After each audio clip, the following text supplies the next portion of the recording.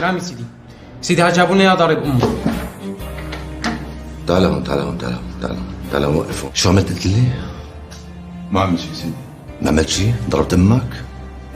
لا سيدي. لكن ليه جايبينك لهون؟ سيدي دفشتها. دفشتها؟